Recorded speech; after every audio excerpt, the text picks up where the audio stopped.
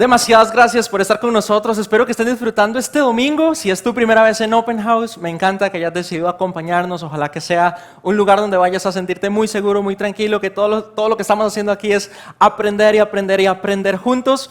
Esta serie que estás viendo en pantalla se llama Números Rojos y a nadie nos gustan los números rojos, especialmente, ¿verdad? Si te identificaste con algún tipo de salarios, cebolla. Espero que no te hayas identificado con el de Rexona, ¿verdad? Yo creo que es como el único que tal vez no lo queremos tanto, pero lo que no me gusta de ninguno de esos salarios definitivamente es que nos hace esa pregunta: ¿a dónde se fue mi dinero?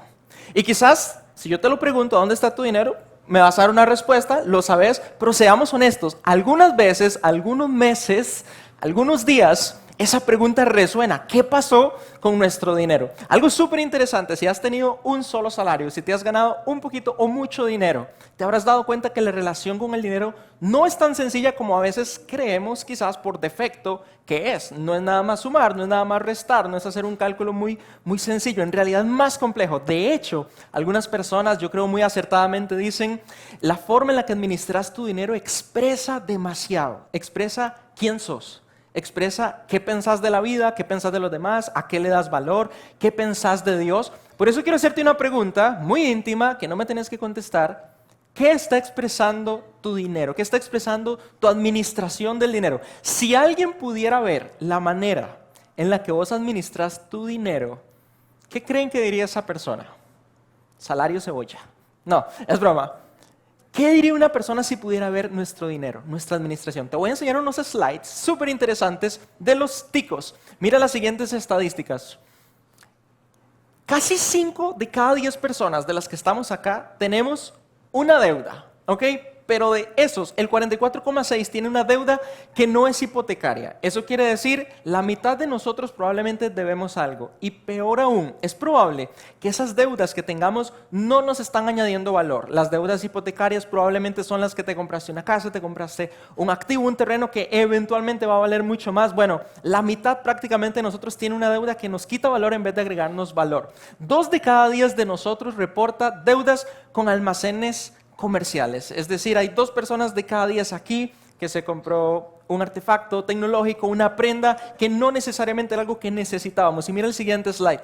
En enero de este año, y esta cifra es súper impactante, esto es Costa Rica, se reportó en 3 meses un aumento en las deudas de nuestras tarjetas de crédito. Los saldos, mira la cifra, aumentaron en 60,605 millones. Con eso yo aniquilaba todos los salarios magos, cebollas, Rexonas, todos los cancelaba con ese dinero. Y nos endeudamos en esa cantidad increíble en solo 3 meses. Y según un informe del Banco Interamericano de Desarrollo Costa Rica, si sos tico, si estás de visita, bienvenido al país más bonito del mundo, pero si sos tico, te tengo una noticia. Las estadísticas dicen que en Centroamérica somos el país que tiene familias y hogares más sobreendeudadas. Y a nadie nos gustan los números rojos. Y te voy a contar algo súper interesante. Jesús habló demasiado del dinero, más de lo que te puedes imaginar. La mitad de sus parábolas giraban en torno a algunos en términos económicos, de finanzas, en términos de recursos. Porque si algo sabía Jesús que nos podía a nosotros, y este es un reflejo de nuestra vida, ¿ok? Si algo sabía Él, que podías convertirse en un amo, en un señor, en alguien que quiere gobernar tu vida y en cierta forma dirigirte y decirte qué hacer, y de una manera que trae carga y no trae alivio, sino que es estresante, era el dinero. Y es por eso que hemos decidido hacer una serie que se llama Números Rojos: ¿a dónde se fue mi dinero? Y estar para vos, ayudarte con principios bíblicos, principios espirituales súper prácticos y súper importantes, porque definitivamente estoy seguro Jesús quiere que nosotros tengamos libertad de muchas formas, y especialmente la relación con el dinero, de nuevo, no es tan sencilla. Y para eso tengo algo que me hace muy feliz hoy, y son invitados. Tengo un matrimonio que es parte de Open House, que a ellos no les gusta mucho que yo diga que son expertos, ¿verdad? Porque en serio son muy humildes de corazón, pero yo los conozco y tienen tanta experiencia que, ¿cómo se dice cuando alguien tiene mucha experiencia? Experto. Son demasiado capaces, sabios, por la experiencia que tuvieron en su matrimonio. Y tienen una historia de vida súper interesante. Alisten sus palomitas porque va a estar súper graciosa y súper bonita esta historia, donde ellos a raíz de situaciones complicadas lograron sobreponerse y lograron aprender algunas prácticas, especialmente cinco prácticas que quiero que te lleves hoy, que nos van a ayudar a tener una sana administración y una relación correcta con el dinero. Ellos son parte de, bueno, su trabajo tiene que ver con entidades bancarias súper conocidas en Costa Rica, entonces de veras tienen muchísimo para aportar hacia nosotros, así que quiero que le demos la bienvenida con un fuerte aplauso a Laura y César.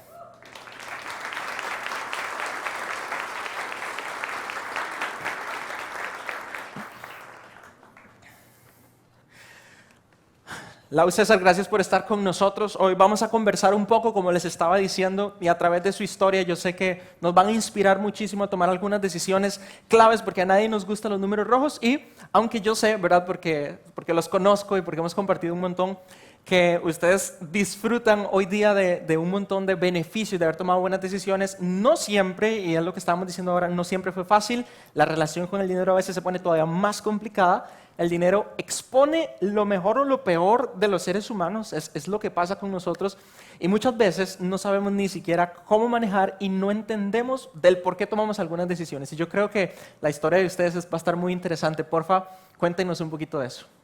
Claro, Dani. Bueno, muy buenos días a todos. Nuestra historia comienza antes de casarnos y tiene que ver con quiénes somos de manera individual, ¿no? En mi caso, yo crecí en una familia de 5 hermanos. Mi papá no tuvo oportunidad de estudiar en la universidad, tuvo que trabajar desde muy joven, y mi mamá era ama de casa. Entonces, como comprenderán, aunque nunca nos faltó nada, habían limitaciones, había muchas limitaciones, y eso de alguna manera a mí me marcó. Creo que yo fui de los que veía el vaso medio vacío. Y bueno, yo estudié en un colegio técnico, y cuando comencé a trabajar a eso de los 19 años, comenzó el caos financiero para mí, ¿verdad? Porque comencé a tomar malas decisiones, comencé a endeudarme, y entonces pasó el tiempo y yo dejé que Jesús entrara en mi vida, comencé a seguirlo y le permití que entrara en muchas áreas de mi vida y me ayudara ahí, pero a la billetera nunca se la entregué, ¿verdad? Entonces seguí con ese patrón, ¿verdad? Y creo que todas esas carencias, esos vacíos, me hacían tomar decisiones que no tenían que ver con querer obtener cosas, sino con precisamente llenar ese vacío, ¿verdad? Y hoy entiendo que la manera en que manejamos el dinero es un reflejo externo de una condición espiritual interna. Ahí tal vez se pregunta, bueno, ¿cómo se come eso? No se trata de un tema de intelecto, no se trata de cuántos títulos tenemos pegados en la pared, o de si nacimos en una familia con muchos recursos. Realmente se trata de un tema de nuestras convicciones, nuestras creencias, de nuestros pensamientos, de qué es lo más importante para nosotros, cómo vemos a Dios, cómo nos vemos a nosotros mismos, cómo vemos a las demás personas y qué tan importantes son esas personas, ¿verdad? Entonces, bueno, yo seguí con ese patrón de conducta, y para darle ejemplos de decisiones que tomaba, yo era el que invitaba, ¿verdad? Aunque no tenía el dinero, yo era el que invitaba. De pronto compraba cosas que no necesitaba. Muchas veces quizás tuve el carro que no debía tener porque no podía mantenerlo, ¿verdad? Y eso era una constante que cada vez me hacía estar en más problemas. Yo no tenía un presupuesto, no ahorraba, vivía siempre por encima de mis posibilidades y constantemente caía en una trampa, ¿verdad? Que lo vamos a ver ahí, era la trampa de la presunción del futuro. Y esto es tomar decisiones hoy y gastar hoy con dinero que no hemos recibido. Entonces yo era de los que me gastaba el aguinaldo en septiembre y que tomaba la decisión y gastaba porque yo creía que me iban a dar el aumento que yo merecía, aunque no me lo habían aprobado, ¿verdad? Entonces tomaba pésimas decisiones ahí y bueno, aunque como trabajo en un banco tengo cierta experiencia de cómo salir de estos enredos, la verdad es que más me metía y las deudas crecían más en tarjetas de crédito, créditos de consumo, con más bancos, ¿verdad? Ya iba sumando la lista ahí del Sistema Financiero Nacional. Y entonces recuerdo, Dani, muchas veces estar en la noche en mi cama, acostándome, sabiendo que al día siguiente, había prometido ese día que al día siguiente iba a hacer el pago mínimo de la tarjeta, porque estaba moroso, me había llamado el cobrador y para quitármelo de encima le había prometido. Entonces esa noche era de angustia, no sé si alguno se identifica conmigo, espero que pocos, pero realmente era muy doloroso, muy angustiante, ¿verdad? Y yo me sentía como prisionero, como un esclavo. Y hay un proverbio, ¿verdad?, que viene más adelante, Proverbios 22:7, que nos dice: el rico domina a los pobres y el deudor es esclavo de su acreedor, ¿verdad? Y realmente era una situación dificilísima, dificilísima. Pero la bomba iba a estallar con Laura. Queremos saber cuál es esa bomba, Laura, por favor, contanos. Bueno, eso fue hace, no sé, unos 13 años. Estábamos con planes para casarnos. Vamos a cumplir 12 años de casados. Yo no me imaginaba nada de esto. Obviamente estaba el hombre aquí bajo el plan de conquista y las apariencias y todo, ¿verdad? Entonces nos veíamos en la noche, después del trabajo, los fines de semana, y César me invitaba, o íbamos a comer, y entonces íbamos a pagar y el hombre pagaba. No, tranquila, yo pago. Nos veíamos un sábado y ya íbamos a comer y después, ay, ¿por qué no vamos al cine? Y yo le decía, ok, entonces ahora yo pago el cine. No, tranquila, yo pago. Y yo, ok. A veces salíamos del cine y era temprano todavía y me decía, vamos al teatro. Y yo le decía, ok, entonces yo pago. No, tranquila, yo invito. Y yo, ok, bueno, seguro este hombre gana súper bien, ¿verdad? Porque no tenía idea de lo que estaba pasando. Recuerdo una noche, porque era la noche de mi cumpleaños, y como estábamos en planes de boda, habíamos definido una cuota para ir haciendo un ahorro, justamente. Y tenía como 3 quincenas de que no nos daba, que no pasaba la plata. Él me tenía que pasar la plata a mí. Y yo le hice la pregunta, ¿verdad? Estamos en una cena ahí, toda romántica. Y yo le dije, amor, mira, es que hace como 3 quincenas que vos no me pasás la plata de la boda. Y entonces me dice, sí, es que mira, ¿te acuerdas que me chocaron el carro? Y entonces yo tengo el carro en el taller y que me lo están pintando y no sé qué. Y bueno, ya obviamente ahí la cena ya cambió porque estaba incumpliendo también lo que habíamos acordado. Pero como estábamos de planes de boda, estábamos en un curso prematrimonial, ¿verdad? Entonces justamente, como Dios es tan bueno, días después llegaron al curso prematrimonial una persona a hablarnos sobre esto de los principios de mayordomía y administración financiera. Entonces cuando estaban hablando yo decía, esto que están diciendo se lo están diciendo a César. Codazo para César. César, si este hombre no está entendiendo, Dios mío, este mensaje le tiene que caer. Yo decía, casi que le hacía así, ¿verdad? Y nos pusieron una tarea. Y la tarea era justo enlistar las deudas y tener que hablar el uno con el otro para que supiera dónde estábamos endeudados, ¿verdad? Entonces yo me acuerdo que fuimos a un restaurante y obviamente él pagó, ¿verdad? Porque me tenía que invitar. Y yo recuerdo que dije, no, yo empiezo primero.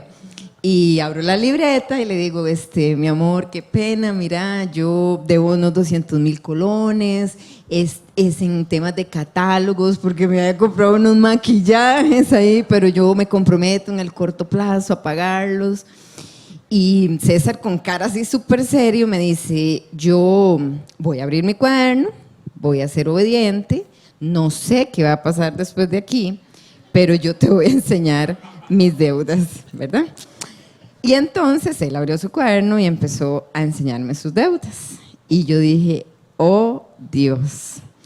Como yo viajaba de San José hasta Paraíso, de Cartago, entonces tenía mucho tiempo para pensar.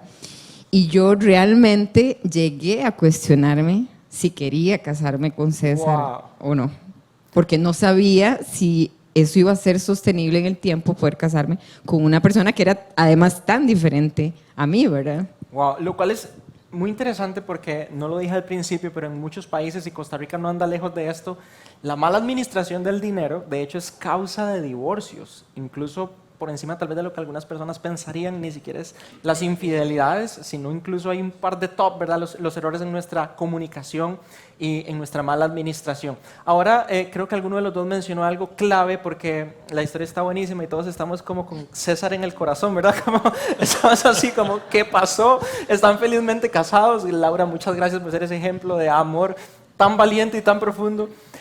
Ustedes dijeron algo que yo creo es clave y se llama mayordomía financiera. Y lo que más queremos de veras para iniciar esta serie de números rojos es que hoy ustedes puedan escuchar esta historia porque son prácticas que Laura y César literalmente pusieron en marcha en sus vidas, decisiones acerca de la mayordomía financiera. Y quizás es una palabra que no estamos acostumbrados a usar, mayordomía, pero estoy seguro que ustedes tienen mucho para nosotros con respecto a eso. ¿Qué sería la mayordomía? Así es, Dani. Bueno, mayordomía financiera, voy a decir que entender esta palabra fue el principio del cambio. Mayordomía, por definición, es cuando alguien administra los bienes de su señor, ¿verdad? Tiene los bienes, tiene los recursos y los administra, los multiplica, los utiliza sabiamente y da cuentas de él. Entonces, en el proceso que nosotros iniciamos, yo entendí que Dios es el dueño de todo, que Dios tiene el control de todo y que Dios es el proveedor de todo. Y que mi rol realmente era el de ser un administrador. Precisamente el cambio de chip era considerarme a mí mismo como un administrador y no como un dueño. Y tal vez alguno podrá pensar, dice César, o sea, ¿en qué parte no entendió que Dios es el dueño de todo, verdad? Pero pongámonos a pensar un momento que si en la práctica muchas veces nosotros no actuamos realmente como si fuéramos los dueños, ¿verdad? Dejamos de lado a Dios, la billetera no se la entregamos y no lo metemos en las decisiones, ¿verdad? Entonces actuamos como dueños, actuamos como si nosotros tuviéramos el control y actuamos como si nosotros realmente nos estuviéramos proveyendo. Entonces esto para mí fue liberador. Fue como una oportunidad que Dios puso en mis manos porque yo estaba llevando la carga del rol que le corresponde a Él. Imagínense, pretender ser el dueño, el proveedor y Él que tiene el control era demasiado pesado para mí. Entonces me ocupé de mi parte porque Dios sabe perfectamente hacer la suya. Y ese cambio de chip, de mentalidad, realmente comenzó a romper un patrón que llevaba por más de una década y comenzó el cambio. Hay algo que quisiera comentarte de eso, pero antes quisiera leer este versículo que está en Deuteronomio 10. Nuestro Dios es dueño del cielo y de la tierra y todo lo que hay en ella. Es muy interesante porque César dijo, meditemos un segundo en esto. Quizás decimos un poco por default, hey, Dios es dueño de todo y Él creó todas las cosas, pero yo cuando tomo las decisiones me comporto como si, a veces nos damos el lujo de decir, bueno, si me sale mal la decisión, si pierdo esta inversión, era mi dinero, ¿verdad? Y algo muy interesante es que vos lo estás viendo y es un tip para nosotros definitivamente, lo estás viendo como si Dios fuera el anfitrión que tiene abundancia para todos, que es dueño de todo lo que existe es de Él, y al final del día te permite a vos administrarlo. Y algo que me encantó que dijo César es, por un lado, el administrador rinde cuentas, y quizás es algo que no tenemos mucho en el chip, ¿verdad? Como es mi dinero, de nuevo entre comillas, pensamos que no hay nadie a quien rendirle cuentas de eso, pero segundo, trajo alivio y trajo descanso al pensamiento, lo cual es interesantísimo porque cuando estamos llenos de deudas y el proverbio que decía se siente como un esclavo, vos me decías hace unos días, deje de pagar para que se dé cuenta que sí es un esclavo, deje de pagar para que vea cómo todos los bancos van a ir detrás suyo a perseguirlo, a apresarlo, en serio, es como una situación difícil y eso mentalmente y en el alma, en el espíritu, desgasta, rompe nuestra vida, nuestra paz, nuestras relaciones. Por eso me gusta demasiado este primer tip, que lo puedas tener ahí. Considérate un administrador. Hay un dueño es Dios y vos y yo estamos disfrutando un montón de lo que Él nos da y tenemos que ser buenos administradores y eso es lo que estamos conversando hoy. Yo sé que no fue solo eso porque todavía considerándome un buen administrador podías tener muchas deudas, ¿verdad? Y esa es la historia que queremos contar. ¿Qué más tuvieron que hacer para el día disfrutar a donde estamos hoy? Bueno, otro tip, otro principio que aprendimos es lo que le llamamos espiar el dinero.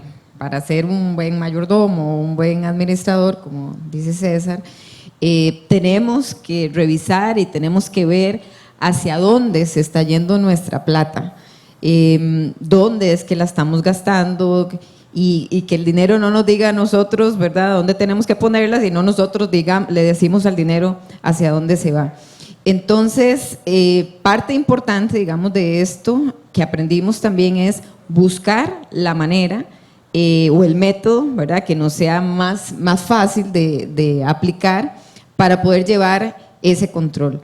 Entonces definimos básicamente, y lo vamos a ver ahorita en pantalla, tres métodos y yo siempre digo el que les quede mejor. El digital, ¿verdad? Para los que son más techy, ahora hay muchas apps que podemos bajar de manera gratuita y entonces si vas, haces una compra, de una vez la registras. O llevas una nota en el celular porque a veces compramos el pan que es en efectivo o le pagamos al guachi, ¿verdad? Y ese dinero tal vez no lo tenemos tan presente y no lo registramos en ningún lugar. Podemos utilizar también la parte física. Nosotros por mucho tiempo nos sirvió y todavía tenemos ahí unas bolsas llenas de facturas y de voucher y luego esas facturas las trasladamos a un Excel donde nosotros vamos registrando dónde hemos ido gastando el dinero o lo hemos ido invirtiendo, o bien el mismo método de pago, porque con el estado de cuenta o en la sucursal electrónica, si hacemos Simpe Móvil, ahí también podemos revisarlo.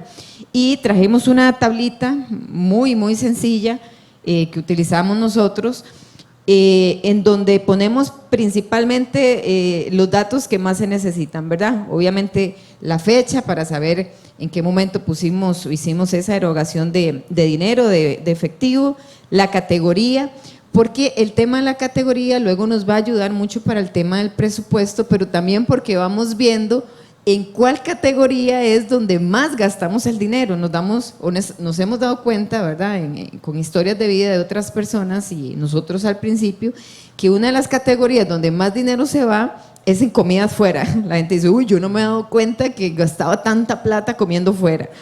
La descripción, un poco como para saber, y la forma de pago, ¿verdad? Muy importante, si es en efectivo, si es un Simpe Móvil o si usas la tarjeta de crédito, y así de esa manera poder tener un poquito más el control. Claro, yo creo que es súper importante, no sé si todos tenemos este hábito o no, pero un buen administrador, un buen mayordomo que tiene estas prácticas saludables sabe a dónde está cada centavo, ¿verdad? Cada colón o cada dólar, ¿verdad? Todo lo que nos ingresa, sabemos después a dónde egresa, ¿verdad? Entonces, me encantó la parte que dice Laura, porque todos tenemos personalidades diferentes y seamos honestos, y esto pasa mucho en pareja, ¿verdad? Siempre en la pareja hay uno impulsivo, ¿verdad? Gastón, que valora toda la vida filosóficamente y el otro es más ordenado, más Excel. Ya ustedes saben en Laura y César quién era el Gastón. No, es broma. Somos amigos, por eso me doy el lujo de vacilar. El punto es que tenemos diferentes personalidades y Laura dijo, lo importante es que estés seguro de esos gastos, que a veces decimos gastos hormiguita, a dónde está todo. Si quieres tener una aplicación, si quieres sacar tu libreta y tener notas, ¿verdad? Luego revisas contra tus correos, pero está demasiado bueno. Ahora, yo creo que ese es un paso súper bueno para saber en dónde está todo y nos llevamos muchas sorpresas, pero también, y las estadísticas lo decían, probablemente muchos tengamos deudas. Era el caso de ustedes al principio. Me gustaría que pudieran contarnos un poquito más también acerca de eso. ¿Qué pasa con las deudas en medio de esta mayordomía financiera? Okay, muy bien. De hecho, de eso soy experto, entonces les voy a hablar un poquito. Se lo dejo a César. Vamos a ver.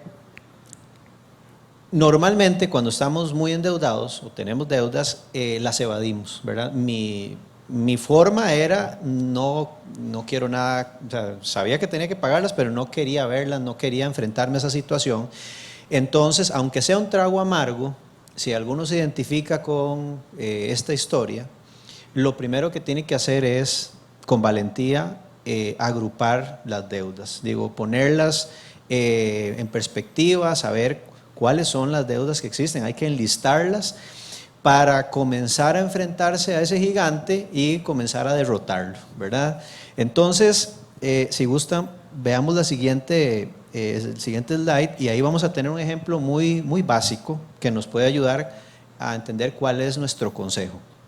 Ahí estamos enlistando, esta persona compró un televisor en un almacén, ya va saliendo, era un televisor bien grande, pero ya le quedan solo 100,000 colones.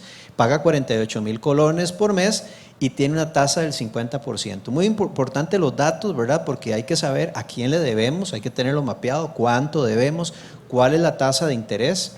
Con la tasa de interés, de pronto si son deudas muy grandes, existen en el mercado financiero opciones y a la larga es una buena idea para salir del problema, buscar un crédito para refundir todas esas deudas y liberar flujo. Pero bueno, y también tener el contacto porque nosotros, los hijos de Dios, no nos escondemos, sino que damos la cara y creemos, y así lo hemos visto en testimonios de personas, de que Dios se glorifica y hace milagros ahí en que nosotros seamos honestos. Entonces, bueno, volviendo al tema, cuando esta persona pague los 100,000 colones, termine de pagarlos, ya le van a sobrar 48,000. ¿Qué va a hacer con esos 48,000 colones? Irse al cine. Irse para el cine. No, va a tomar ese dinero y se lo va a sumar a la deuda de 500,000 colones de la tarjeta de crédito y va a acelerar el pago de esa tarjeta para después enfrentarse a la de 2,800,000. Eso va a provocar dos cosas. Va a provocar una motivación muy grande, ¿verdad? Porque yo lo viví, ¿verdad? Estando con Laura en este proceso, yo decía, wow, sí puedo pagar las deudas, ¿verdad? Sí se pueden cancelar. Y lo otro es precisamente el círculo virtuoso del dinero. Comienza a generar un círculo virtuoso que con el tiempo, cuando nos damos cuenta, salimos del problema. A nosotros, digo, porque estábamos juntos en esto, aunque Laura, digamos, no estaba pagando de pronto un precio que no debía, pero nos tomó 3 años, ¿verdad? Yo duré 3 años en pagar todas las deudas de tarjetas de crédito y de créditos de consumo que tenía, y uno de los pasos primeros que di en este proceso fue, literalmente, tomé una tijera y corté las tarjetas de crédito, porque si no cortaba las tarjetas de crédito, me cortaban a mí. Entonces, bueno, fue un tema de esfuerzo, de constancia, pero pudimos ver que sí se podía hacer. Wow. Antes de pasar a un siguiente consejo, nada más espero que se vea clarito en la tabla la sección de saldo, ¿verdad? La que está en rojo es en la que tenemos que fijarnos para ordenarla, ¿verdad? Y es muy común, la tendencia que quizás la mayoría de nosotros pueda tener, ¿verdad? Es en cuanto sobraron los 48,000, los vamos a gastar. Y lo que César nos está invitando a hacer es, ya estabas acostumbrado a pagar esa cuota, ahora la vas a trasladar a la siguiente deuda. Es interesante porque muchas veces quizás, no sé si tenemos una perspectiva tal vez pesimista y decimos, es que es tanto lo que debo, que abonar 10,000, abonar 5,000 o 30,000 es muy poco, ¿verdad? Y igual voy a donar un montón. Entonces menospreciamos un poco esta acción, pero es como una bolita de nieve, ¿no? Que va cayendo y se va haciendo más grande y se va haciendo más grande y es un círculo virtuoso, así le dice César, un círculo virtuoso. Yo sé que Laura, ¿verdad? De nuevo porque los conozco, es ordenada y me encantaría preguntarte algo, ¿cómo viviste este tiempo? Porque en primer lugar, hasta donde yo sigo la historia, ya ustedes se casaron, entonces, ¿verdad? O sea, ya tienen 2 hijos, de hecho tienen una casa súper bonita, pero ¿cómo hiciste vos? Porque traías prácticas, que porque se ríen, todavía está casada con César, felizmente casada. ¿Cómo hiciste vos? Y en serio es una pregunta honesta que yo creo que más de uno se está haciendo en la audiencia. Porque somos individuos y como César lo dijo al principio, traemos nuestras buenas y malas prácticas. Y cuando nos casamos, y sobre todo si estás en pareja, esto te va a importar un montón, empezamos a traer esto también juntos, ¿verdad? O es un poco la idea que nosotros traemos. Vos lo vas a decir más adelante, yo sé, no es mis finanzas, no son las finanzas de César, pero tenemos un caso donde una de las partes, ¿verdad?, no venía de pronto tan saludable. Quiero preguntarte, ¿cómo te sentías vos con eso? ¿Cómo hiciste? Y finalmente, ¿qué hicieron, verdad, para llegar a un nivel un poquito todavía más de disfrute? Ya no tanto solo salir de deuda, sino más de disfrute. Sí, bueno, no fue fácil, ¿verdad? Porque cuando estábamos justo en esas conversaciones y César pues hizo ese compromiso primero pues con Dios, con él y luego conmigo. Y yo lo vi cortando las tarjetas de crédito. Yo dije, bueno, este hombre va en serio. Entonces, vamos a decirle que sí. Y yo me comprometí con él pues a vivir el sacrificio. Entonces, ya los fines de semana no había plata para ir al cine, entonces era película en casa. No había plata para ir a comer afuera. Literalmente era el combo inteligente, íbamos y comprábamos el combo inteligente y nos lo comíamos en el carro o hacíamos la cena o la comida en la casa y así fue. Yo igual igual que César, vengo de una familia donde mi papá era el único que trabajaba, mi mamá también trabajaba mucho, pero en la casa era la única fuente de ingresos, era la de mi papá. Y bueno, somos tres hermanos, pero siempre tuve en mi mente el tema de ahorrar. Yo me acuerdo ahí las moneditas en la alcancía y luego ya un poquitito más grande la libreta de ahorros y entonces era así como aquella felicidad, los 100 colones en aquel tiempo era un montón de plata ahí en la libretita y mi papá siempre nos dijo, si ustedes quieren estudiar, yo no les puedo pagar la universidad. Entonces me fui para un colegio técnico, igual ahí fue donde nos conocimos de hecho, y hace muchos años. Y yo seguí con esa mentalidad, empecé a trabajar porque yo decía, yo quiero ahorrar porque yo me quiero comprar una casa, yo quiero ahorrar porque yo quiero viajar, yo quiero ahorrar porque yo quiero ir a la universidad y quería honrar a mis padres y quería ayudar a las demás personas. Entonces fue algo que siempre se quedó en mi cabeza, ¿verdad? Pienso que el tema del ahorro va muy de la mano a la capacidad o a la habilidad de la paciencia, porque queremos gastarnos la plata hoy y la sociedad nos dice, si lo quiere, lléveselo ya y después me paga. Claro, con esas tasas de interés que vemos ahí enormes, pero al final eso es ahorrar, ¿verdad? Es todo lo contrario a la deuda, que la deuda es la presunción del futuro. Ahorrar es hacer una provisión para el mañana, es no gastar algo hoy para poderlo gastar mañana, pero gastarlo y hacerlo en paz, ¿verdad? Nosotros vamos de vacaciones y siempre cuando regresamos les decimos a nuestros hijos, papá y mamá trabajaron mucho, ahorraron y por eso es que pudimos ir de vacaciones y ahora que regresamos tranquilos y felices porque no le debemos nada a nadie, ¿verdad? Entonces, en esa parte tal vez fue donde nos fuimos complementando un poco y César fue viendo que poco a poco, porque aquí lo importante ni siquiera, Dani y gente, ni siquiera es el monto. Aquí lo importante es hacer el hábito, tener la constancia, ir poco a poco motivándose a que esa bolsita se va haciendo más grande. Y yo creo que tener un objetivo, yo creo que los seres humanos trabajamos mucho como por objetivos, entonces si le ponemos un objetivo a ese ahorro, llámese vacaciones, llámese el carrito, llámese hacerle un arreglo a la casa, tal vez tener ese motivador, ese objetivo, claro, nos lo va a hacer más sencillo. Me gustaría que nos devolvamos al slide anterior un segundo, porque Laura está diciendo algo que creo que es clave, es fundamental. Nuestro siguiente tip es ahorra, ¿verdad? Pero mira lo que dice este proverbio, el sabio ahorra para el futuro y el necio derrocha lo que tiene, y hace un contraste de dos perfiles de personas. El sabio es el que ahorra, y yo creo que todos estamos de acuerdo que ahorrar es algo bueno, es lo que vos estás diciendo, traías esta práctica, te enfrentas a esta situación que en serio yo creo que es de elogio y es admirable, ¿verdad? Donde abrazaste el compromiso, juntos salieron adelante, y Laura está diciendo algo que es clave para nosotros. Yo creo que muchas veces nos echamos para atrás para ahorrar porque menospreciamos el monto, ¿verdad? Decimos, no sé, tal vez César nos puedes compartir un poquito ahorita, ¿verdad? En la situación primera, a veces decimos 1,000 colones, 5,000 colones, o todo es relativo con las finanzas, depende de tus ingresos y demás. Bueno, $1,000, bueno, dichoso el que diga $1,000, ¿verdad? Qué poquillo. El punto es, nos centramos mucho en cuánto puedo sacar y si no convence, ¿verdad? Si no me convence, no lo hago. Prefiero gastarlo en algo que probablemente no va a ser provechoso, pero la clave está en la consistencia. Vos creo que nos puedes contar un poquito de eso, ¿no? ¿Cómo hicieron para ahorrar en medio también de las deudas? Claro, sí. De hecho que, bueno, Lau hablaba de que eso pasó, todo esto pasó hace unos 13 años Y en ese momento que estoy tan endeudado, se me presenta este principio de ahorrar y entonces yo digo, no puedo porque estoy endeudado. Pero como decía Lau, no importa el monto, lo decía Dani también, no importa el monto, sino generar el hábito. Entonces recuerdo que habíamos decidido, Laura me ayudó un poco a convencerme de que podía ahorrar 5,000 colones por quincena o por mes, bueno, no sé, por quincena o por mes. Y parece tan insignificante que realmente uno podría decir, mejor no lo hago.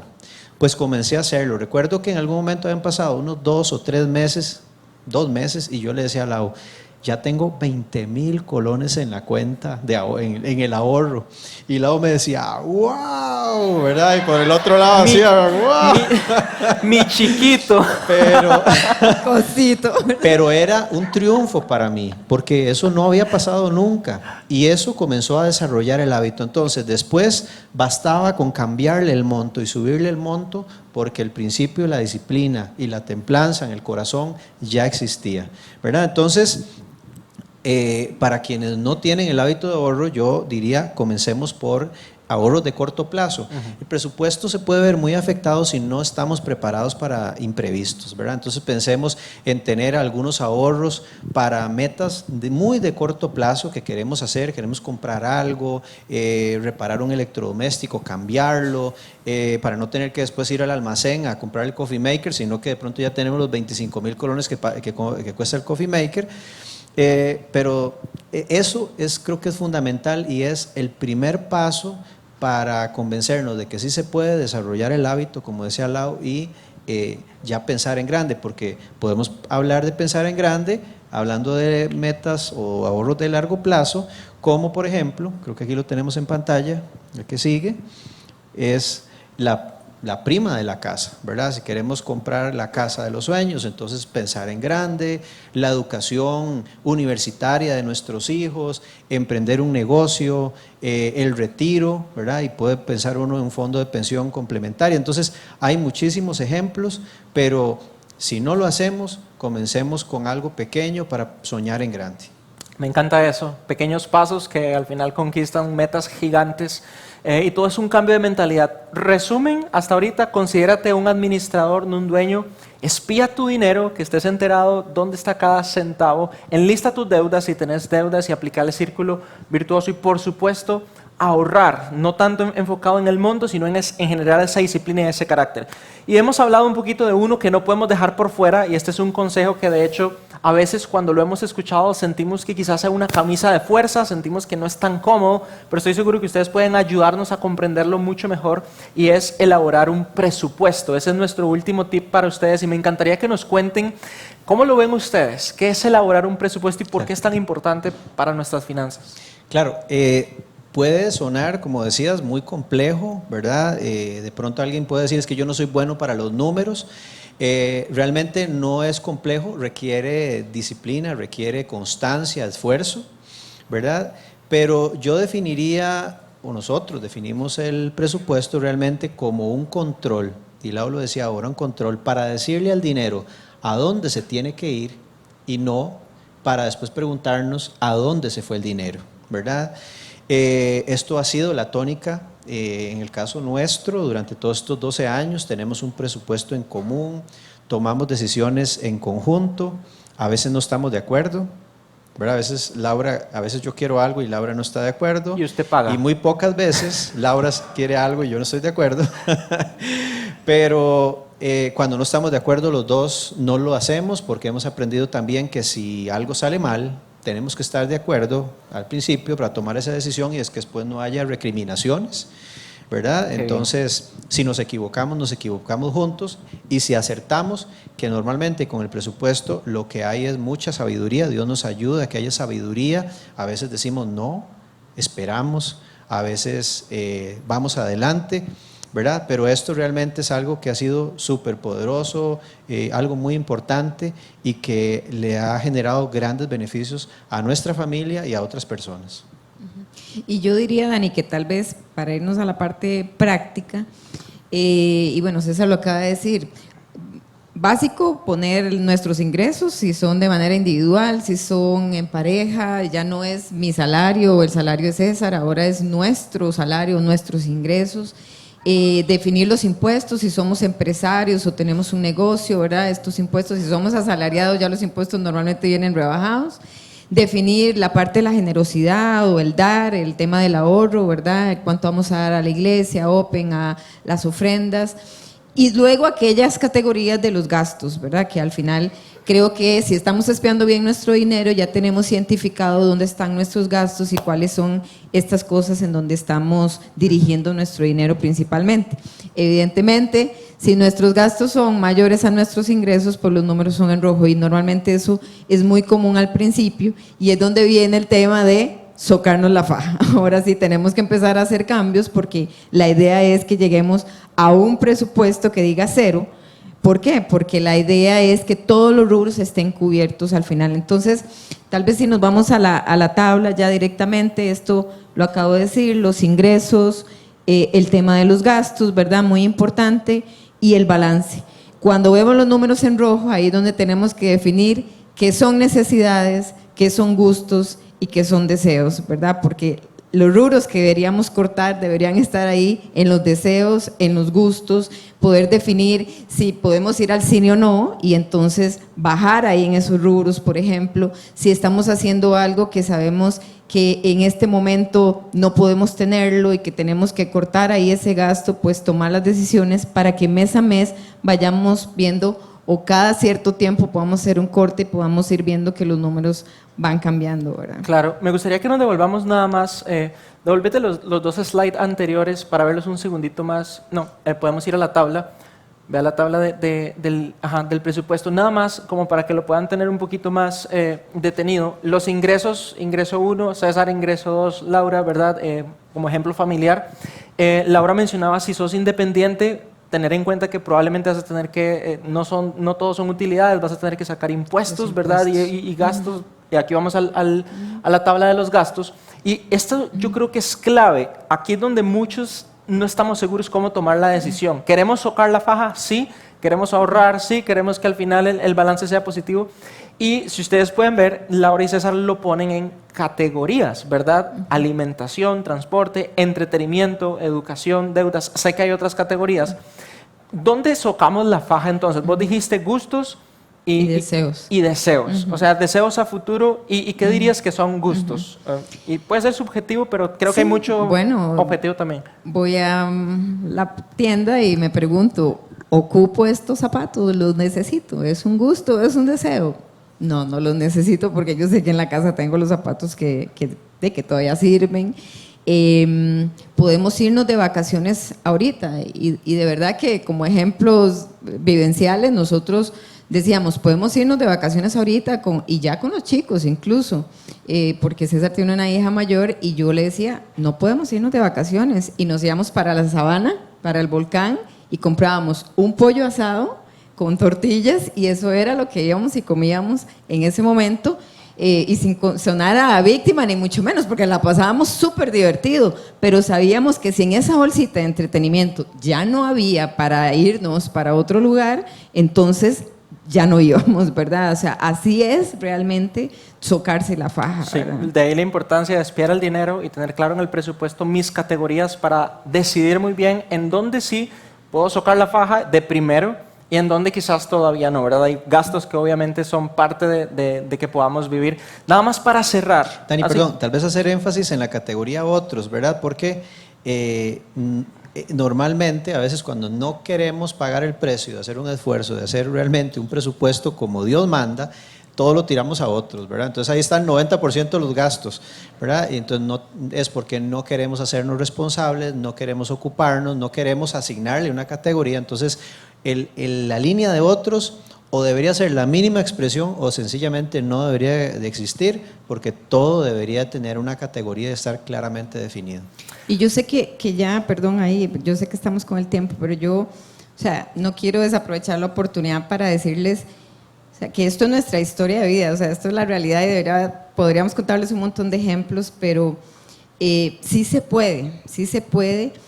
Nosotros, bueno, yo les decía que siempre tuve esta mentalidad de ahorro, entonces antes de casarnos, yo desde los 17 años empecé a ahorrar porque yo quería comprarme una casa y cuando nosotros nos casamos, teníamos un monto para la prima, adquirimos una deuda para la casa, una deuda por 30 años y sabíamos que con todos estos principios que aprendimos, que si poníamos un poquito más a la cuota del mes, que si un poquito por aquí, que si con el aguinaldo, nos habíamos propuesto pagarla en 15 años.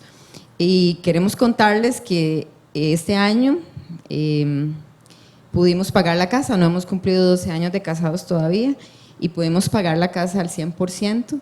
Entonces nos sentimos súper bendecidos que por decisiones que hemos tomado, por ese orden que hemos tenido, ahora incluyendo a nuestros hijos, pudimos celebrar que ni siquiera 15 años, sino que en 11 años y medio pudimos pagar esa deuda que era tan grande. Ahora sí puede invitarla a salir, el vinito, todo lo que quiera, César. No, vean, quiero que le demos un aplauso súper fuerte a Laura y a César, por favor.